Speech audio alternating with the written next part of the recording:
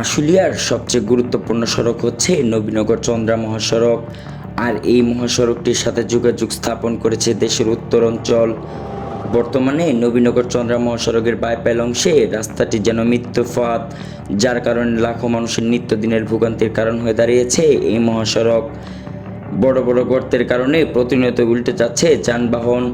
জায়গায় জায়গায় বড় ধরনের গর্তের কারণে যে কোনো সময় ঘটতে পারে এর চেয়েও বড় ধরনের দুর্ঘটনা। স্থানীয়রা জানান, মহাসড়কের এই সামান্য অংশের কারণে যাত্রীদের পাশাপাশি পণ্য পরিবহনেও মারাত্মক বিঘ্ন হচ্ছে। 1 কিলোমিটার সড়কে যানজট এখন যেন নিত্য সঙ্গী, ঘন্টার পর ঘন্টা শত শত যানবাহন আটকে থাকে এই বাইপাইল অংশে এবং এক প্রকার জীবনের ঝুঁকি নিয়ে যাতায়াত করতে হয় এই মহাসড়কটিতে।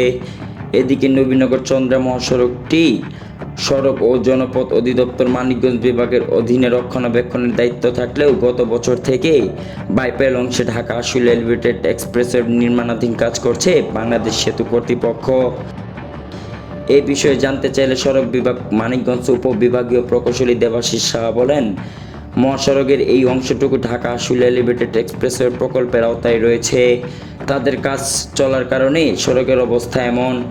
অপরদিকে ঢাকা আশুলিয়া এলিভেটেড এক্সপ্রেসওয়ের প্রকল্পের পরিচালক মোহাম্মদ শফিকুল ইসলাম জানান, আমাদের প্রকল্পের কাজ চলমান থাকায় সাময়িক অসুবিধা হচ্ছে ঠিকই, কিন্তু আমাদের কাজ উপরে মহাসড়কে না। তবু আমরা ঠিকাদারি প্রতিষ্ঠানকে অনুরোধ জানিয়েছি এটির একটি সুন্দর সমাধান দেওয়ার জন্য। আশা করি দ্রুত তারা ব্যবস্থা নেবে।